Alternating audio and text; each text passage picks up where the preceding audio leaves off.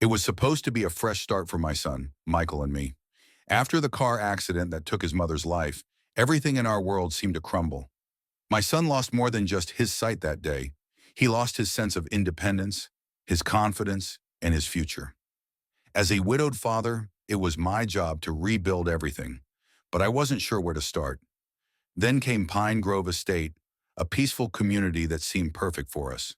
The tree-lined streets and the promise of a tight-knit neighborhood sounded like exactly what we needed. When we moved in, I kept my profession as a federal judge quiet. I wanted us to be treated like any other family. No special treatment, no exceptions.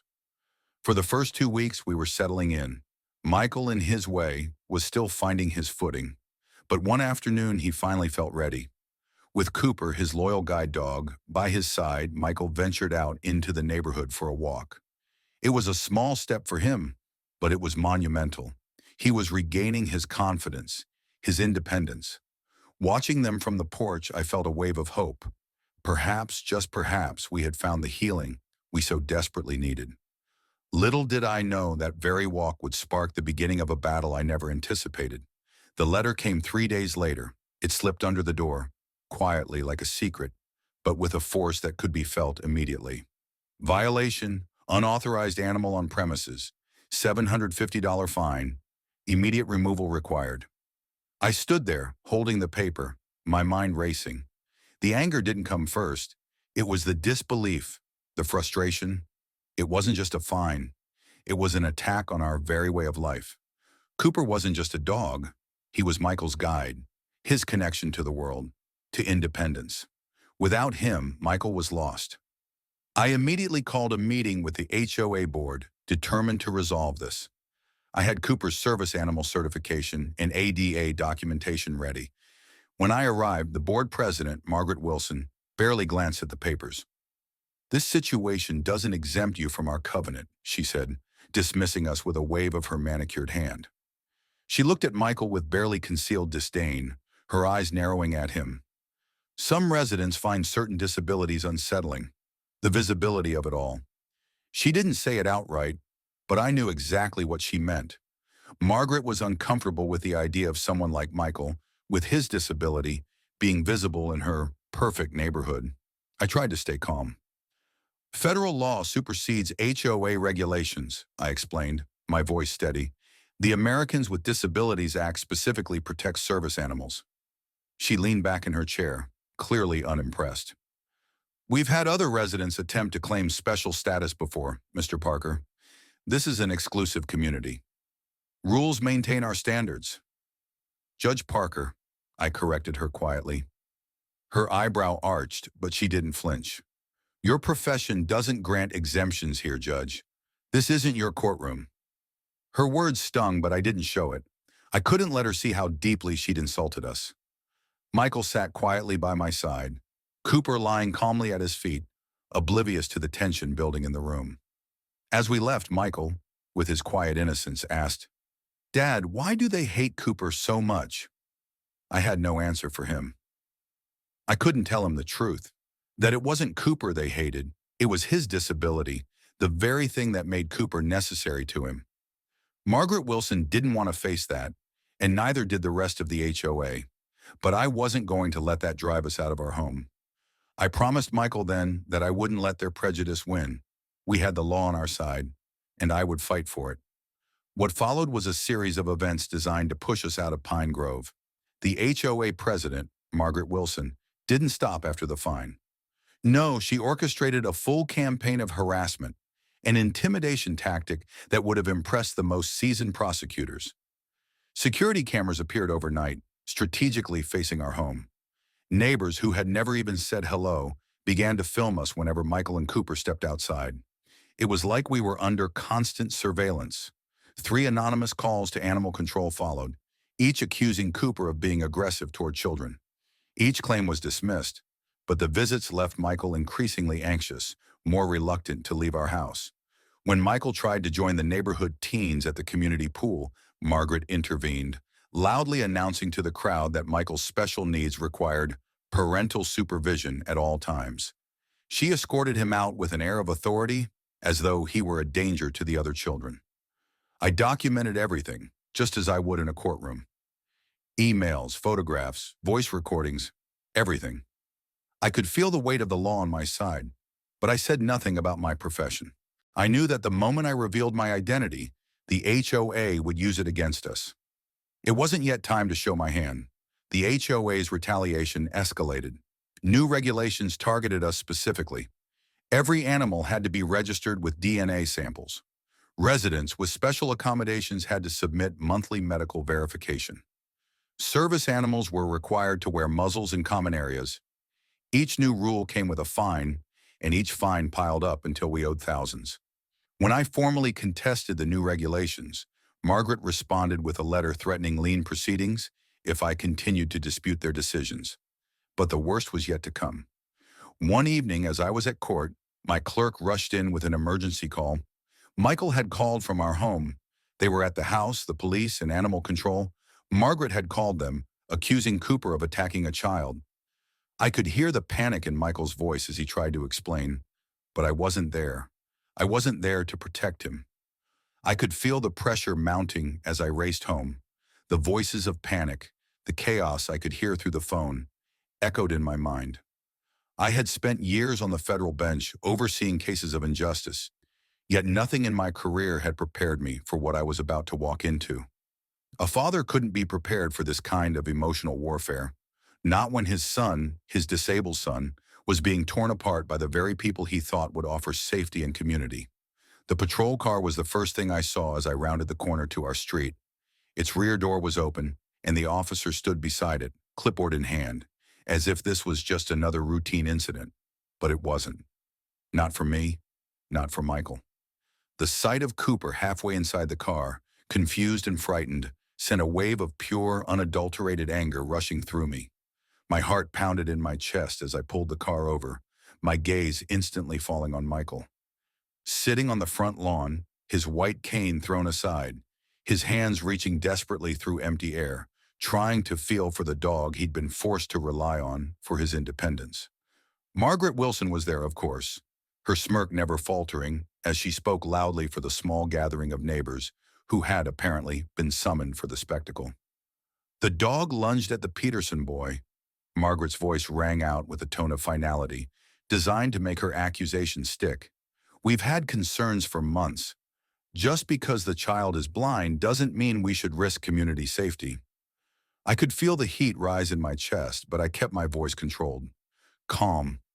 Every inch of me screamed to lash out, to make them understand how wrong they were, but I had to play this carefully. My son's world was crumbling in front of me, and if I didn't control the narrative, if I didn't stay calm, this would become something far worse than just an HOA dispute. This was becoming a battle for my son's dignity and future. I stepped forward slowly, my gaze fixed on Michael, whose trembling fingers were still reaching for Cooper, the dog that had been yanked away from him. "Officer," I said, my voice carrying more authority than I felt, "may I ask what is happening here?" The officer, a man in his late 40s, shifted uncomfortably, his posture stiff. "Sir, we've received reports of an aggressive animal. I'm just following protocol." "Protocol?" I repeated, my tone steady but filled with disbelief.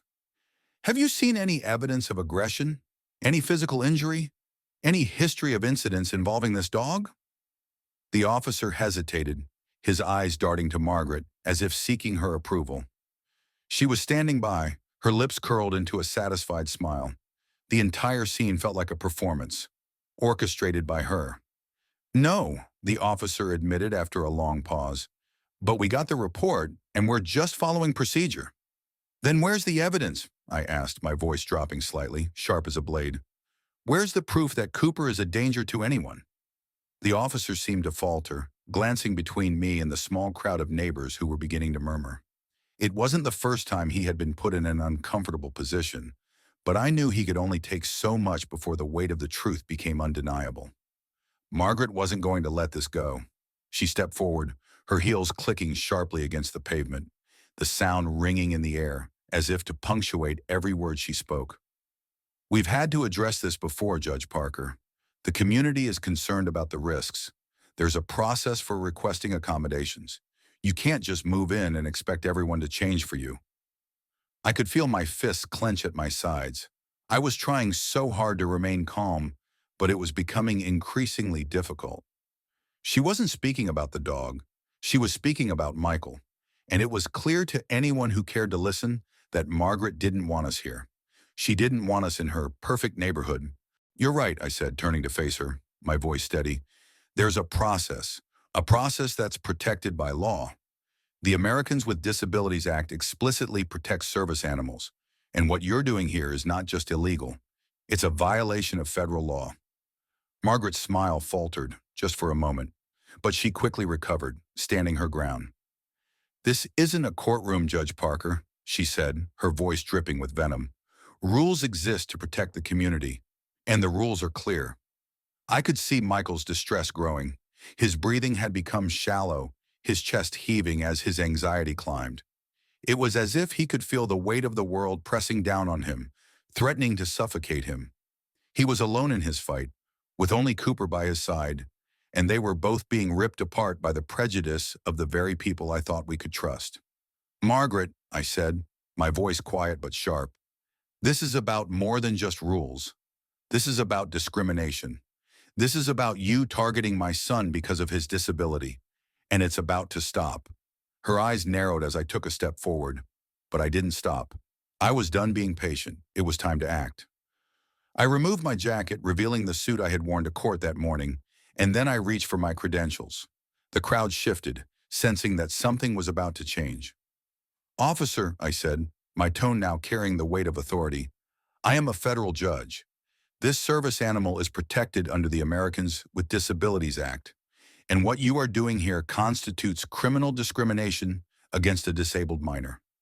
The air seemed to freeze. Margaret's smirk disappeared, replaced by an expression of pure shock as the implications of my words sank in. The neighbors, who had been silently watching, now murmured among themselves. Some were confused, some were unsure, but many of them were starting to realize the gravity of what was happening. The facade Margaret had built, the carefully curated image of her perfect community, was beginning to crumble. I've been documenting this entire harassment campaign for the past 3 months, I continued, my voice steady and unwavering. Today's actions are now part of a federal civil rights case. The evidence is clear. The officer stepped back, looking uncomfortable. His posture softened, and I could see the doubt in his eyes. He wasn't sure what to do, and that hesitation was all I needed. Cooper, I said, turning to the patrol car. Let him go. Now. The officer hesitated again, but he finally relented, opening the door to let Cooper out. The golden retriever bolted directly to Michael, pressing his head into my son's lap, as Michael's arms wrapped around him in an embrace so tight I could feel the relief radiating off of both of them. I turned back to Margaret, my voice cold as steel. You've violated my son's rights. You've targeted him because of his disability. And you will pay for this. Your time is up. Her face was pale, her smugness completely gone. The crowd around us had fallen silent, the reality of her actions sinking in. This wasn't just about a dog anymore. It was about everything she had tried to protect by excluding those she deemed unworthy. As I stood there watching Michael and Cooper reunited, I felt a sense of justice wash over me. But it wasn't just for us. It was for everyone who had suffered at the hands of prejudice. This was only the beginning. The battle had just begun, and the road ahead would be long. But the fight for my son's dignity, for Cooper's rightful place by his side, had only just started. I wouldn't let them take that from us, and I would make sure Margaret Wilson and her cronies understood that the law didn't bend to their whims, not in my courtroom, not in my neighborhood, not while I still had breath in my lungs. Tomorrow, the real fight would begin. The silence that followed the release of Cooper was heavy, suffocating. The crowd of neighbors stood frozen, unsure of what to make of the situation that had just unfolded. I could see the fear and discomfort in their eyes. They had watched Margaret Wilson's carefully crafted image of a perfect neighborhood crack and shatter before them. The facade was gone, and in its place was the raw truth. Margaret, for her part, was doing everything she could to maintain her composure. Her usual smugness had disappeared, replaced by a visible sense of panic. But she wasn't alone in her discomfort. The neighbors who had once stood silently by, unwilling to speak up, were now watching her every move, waiting for the next chapter in this unfolding drama. "Is everything okay, Judge Parker?" Mrs. Davidson, our elderly neighbor, asked gently, her voice trembling slightly as she came over to us. I could see the compassion in her eyes, the kind of neighborly concern that had been absent for too long in this community. I smiled at her, but there was no comfort in it. "It will be, Mrs. Davidson, but it's not over. Not by a long shot." Michael, his arms still wrapped around Cooper, looked up at me. His face was a mixture of relief and confusion. He couldn't fully grasp what had just happened, what had been at stake. But he knew this much. The world around him had just shifted, and not for the better. He had been caught in a battle that was never his to fight, yet he was the one who had suffered the most. I knew it was time to act. The moment had passed for quiet diplomacy or attempting to reason with Margaret. I had a federal judge's power at my disposal, and I wasn't going to let it go to waste. The next morning, I started the process of turning the tables. The calls to my colleagues were made, and by noon I had a civil rights attorney, a colleague from the bench, on the line. We discussed everything: the harassment, the discriminatory practices, the false reports, and the constant intimidation. We agreed that what Margaret and the HOA had done went beyond simple negligence. This was a coordinated attack against a disabled minor, a violation of the Americans with Disabilities Act, civil rights law, and, more personally, the very idea of community. I spent the next few days meticulously preparing my case. I reviewed the evidence, the emails, the photographs, the recordings of the conversations with Margaret and the HOA board members. I combed through the documentation, looking for anything that could be used to strengthen our case. The goal was clear. I wasn't just going to protect Michael and Cooper. I was going to hold these people accountable for the toxic environment they had cultivated in Pine Grove. Meanwhile, Margaret was scrambling. She didn't know the storm she had set in motion, and I was in no mood to give her a chance to undo her actions. As I began to gather the documents, I received word from my attorney that Margaret had called an emergency HOA meeting for the following week. "They're trying to do damage control," my attorney explained. "She knows you're coming for her. She's trying to rally the community to her side before you can expose everything." "Let her try," I said calmly. "Let her make all the noise she wants. She's on the wrong side of the law." That evening, I sat down with Michael. We were alone in the living room, Cooper lying at his feet, content and calm for the moment. Michael had spent most of the day avoiding the neighborhood, staying inside where it was safe, where the constant stares and whispers couldn't reach him. "Dad," he said, his voice soft, "are we really going to fight them? All of them?" I met his gaze, searching his eyes for understanding. "Yes, Michael, we're going to fight for you, for Cooper, for everyone who's been treated like they don't belong here." "But I don't want to fight," Michael whispered. "I just want things to be normal. I just want to go outside without all of this." I could feel the weight of his words. Michael didn't want to be a symbol of anything. He didn't want to be a cause. He just wanted to be a teenager, free from the chains of discrimination that the world was so eager to place on him. "I know, son. I know," I said, my voice thick with emotion. "But sometimes when we're pushed into a corner, we have to fight back.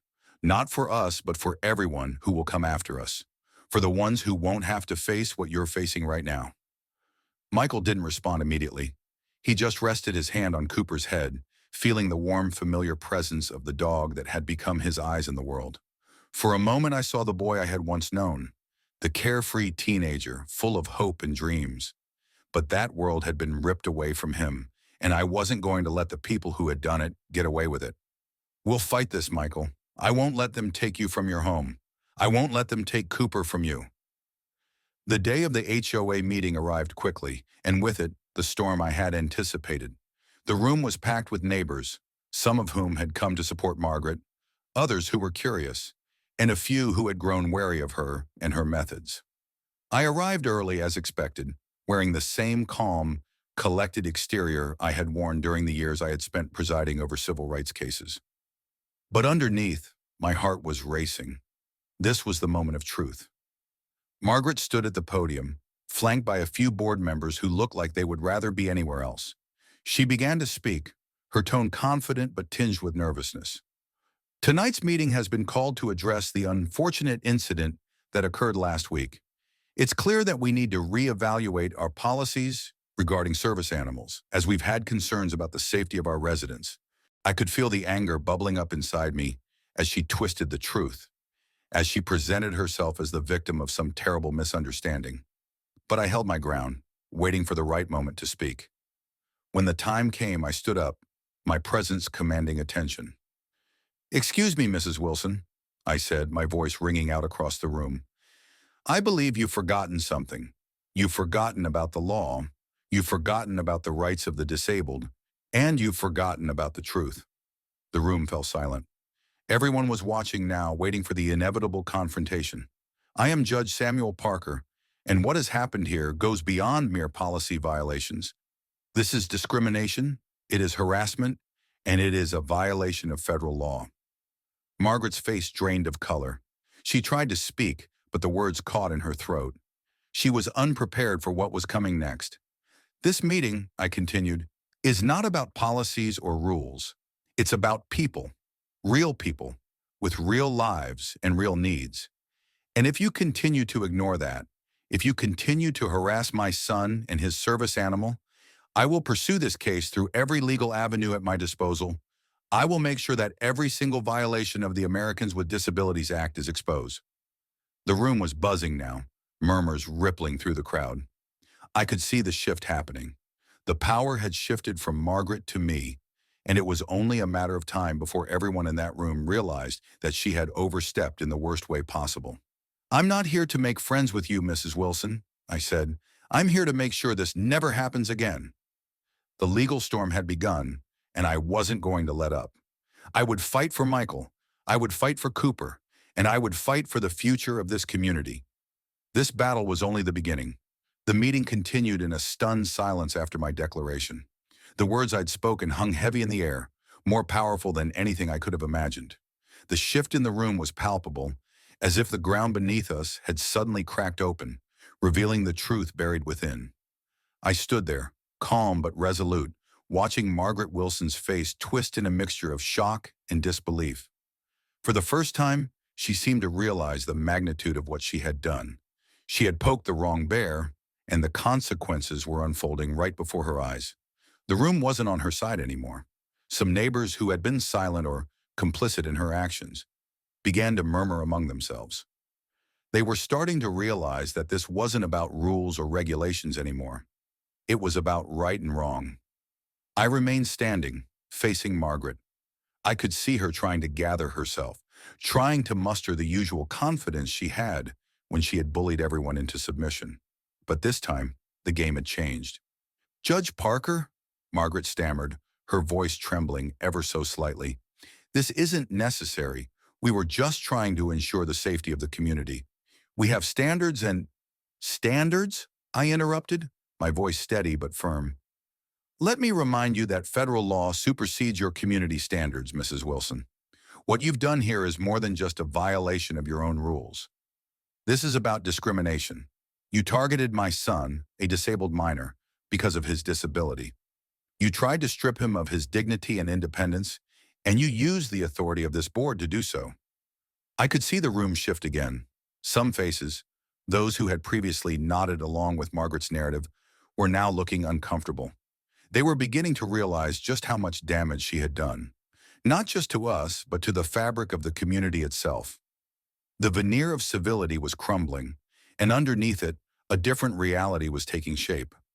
A few neighbors spoke up, hesitant but growing bolder. Mrs. Davidson, the elderly woman who had come to us during the initial confrontation, raised her hand. "Judge Parker, I never thought this would go this far. I just thought they were trying to keep things orderly, but now I see what's really been happening." Her voice trembled, but it was a voice of truth. Other neighbors, hesitant at first, began to speak up, each one expressing their concern, their shock, or their regret. For the first time in months, people were actually talking to each other, connecting, sharing stories of how they had been treated, how they had been subjected to Margaret's oppressive rules. It was as though a veil had been lifted, and the real Pine Grove was finally being revealed. Margaret, on the other hand, was struggling to maintain control.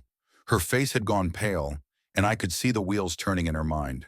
She was calculating her next move, but the damage was already done. The room had shifted. The community was no longer behind her. "I did what I thought was best for the neighborhood," Margaret finally muttered, her voice a weak attempt at justification. I shook my head. "What you thought was best was nothing more than a thinly veiled attempt at exclusion. You weren't thinking about what was best for the neighborhood. You were thinking about what was best for your idea of a perfect community. But what you've forgotten is that communities are made up of people, real people, people with disabilities, people from different walks of life, people who don't fit into your narrow discriminatory views." I paused, letting my words sink in. This isn't just about my son or Cooper. It's about all of us. It's about the kind of community we want to be.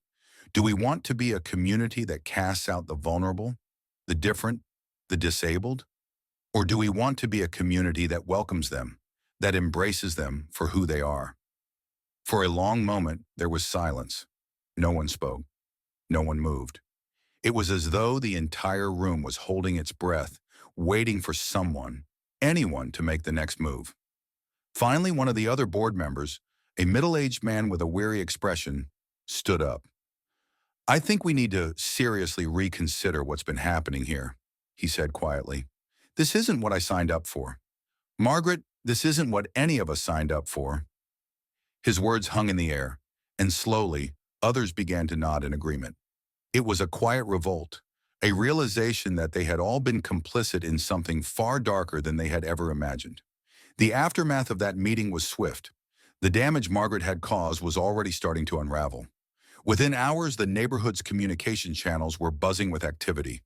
People were sharing their own stories, stories of how they had been wronged, of how they had witnessed injustice and said nothing. The shame was palpable, but so was the sense of relief. Finally, there was a chance for change. I received a call that night from Mrs. Patel, a neighbor who had been one of the first to speak up during the meeting. "I just wanted to thank you," she said, her voice thick with emotion. "I've been here for years, and I never thought I'd see something like this happen. Margaret's been running things with an iron fist, and I just didn't know what to do. But after tonight, I feel like I can breathe again." I smiled, though I felt the weight of the battle ahead of us. "We're not done yet, Mrs. Patel, but we've taken the first step." Over the next few days, things began to shift dramatically. The board members who had sided with Margaret started distancing themselves from her.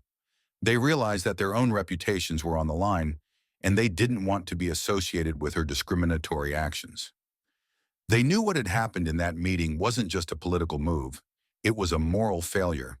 The residents of Pine Grove, too, began to find their voice. They formed small groups, discussions taking place in living rooms and backyards, as they talked about what kind of community they wanted to be. It wasn't just about Cooper or Michael anymore. It was about every resident who had been ignored or silenced by Margaret's reign. Then came the real turning point, a letter from the HOA's lawyer. The board had decided to call for an emergency vote to dissolve the current leadership. The letter wasn't just a simple resignation. It was a complete overhaul of the board, a decision to start fresh with new leadership. Leadership that would reflect the community's true values: inclusion, respect, and equality. That letter marked the beginning of the transformation. The new leadership, led by a group of residents who had once been silent, immediately began work on drafting new bylaws. This time, the focus was on transparency and fairness. They formed committees that involved every aspect of the community, including those with disabilities, seniors, and families. The goal was clear: create a place where everyone could feel at home, regardless of their differences. Weeks later, as I sat on the porch with Michael and Cooper, watching the neighborhood come alive with new energy, I felt a deep sense of satisfaction. Pine Grove had changed. It wasn't perfect, and it never would be, but it had started to grow into something better. A community where everyone, no matter their circumstances, could find their place. Michael, now more confident than ever, had started a youth advocacy program for teenagers in the neighborhood. He taught them about disability rights and the importance of inclusivity, helping them understand that everyone, regardless of their challenges, had a right to be part of the community. Cooper, once seen as a threat, was now the neighborhood's mascot. Children who had once been taught to fear him now approached him with curiosity and respect, learning the importance of service animals and how to properly interact with them. And as for Margaret, well, her fall from grace was swift and sure. Her real estate business was in shambles, her reputation in tatters. She faced multiple civil suits and mandatory sensitivity training. The once feared HOA president had been defeated, not by force, but by the power of truth and the resilience of a community standing together. The lesson was clear. When power is abused, it doesn't just harm the victims, it harms everyone.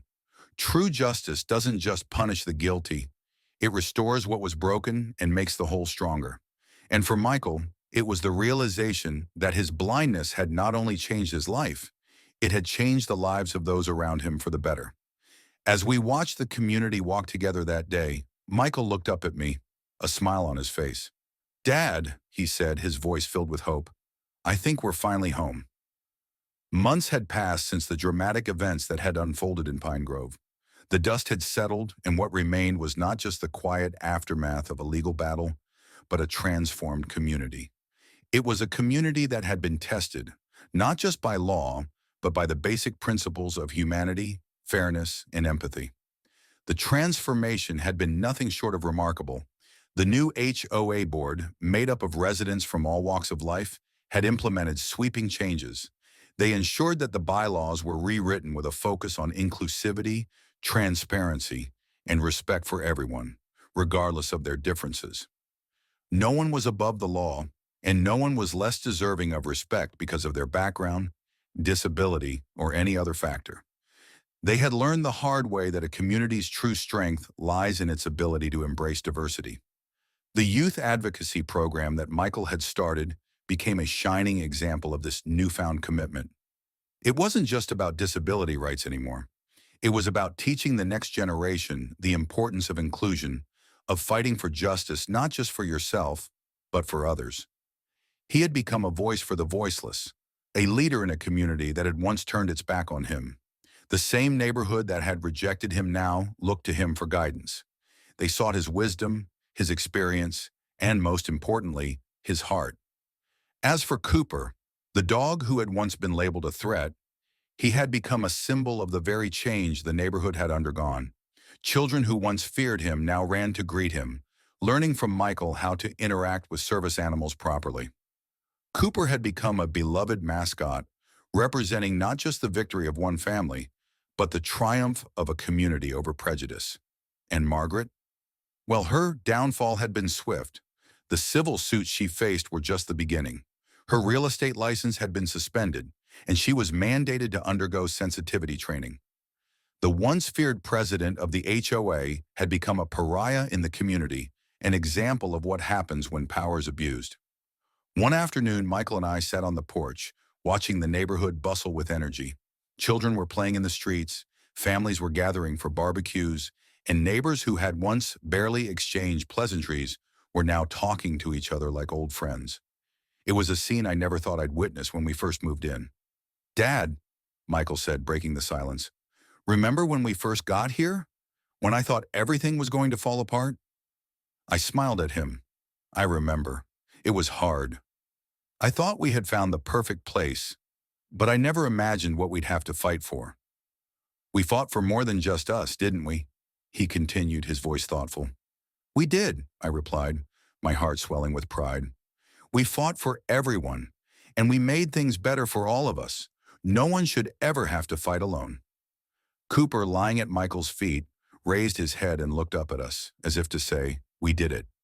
The lesson from the story. The story of our time in Pine Grove is a lesson in courage, resilience, and the power of standing up for what is right. It's easy to get swept up in the rules and regulations of a community, to believe that they are absolute and unchangeable.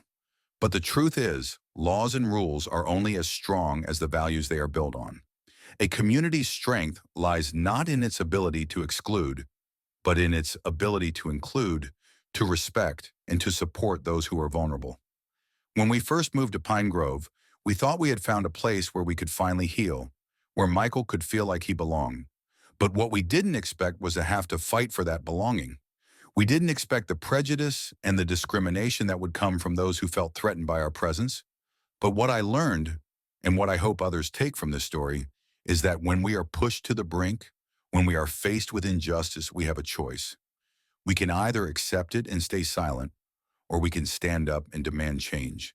The lesson is this: justice isn't just about punishment, it's about restoration. It's about building something better from the wreckage of broken systems and broken people. When we choose to stand together, when we choose to fight for what is right, we have the power to transform not just our own lives, but the lives of those around us. Margaret believed she was protecting her perfect community, but in reality, she was destroying it. She was so focused on maintaining an image of perfection that she forgot about the people who made up the community. In the end, her actions exposed the cracks in the foundation, and those cracks allowed the light of justice to shine through. We didn't just fight to protect our family. We fought for a better future, for every family in Pine Grove. We fought for the idea that no one, no matter their disability, their race, or their background, should ever be made to feel less than. We fought for the idea that community is built on love, respect, and inclusion, not exclusion, fear, and prejudice. As Michael said, we don't always get to choose our challenges, but we do choose how they change us. Our time in Pine Grove, though filled with struggle, changed us in ways we could never have imagined. And in the end, it made us stronger, more united, and more committed to fighting for a world where everyone belongs. Pine Grove is no longer a place of exclusion and fear. It is a place of healing, of growth, and of unity. And as I watch Michael lead the way, walking with Cooper by his side, I know that the community we fought for was worth every moment of that struggle.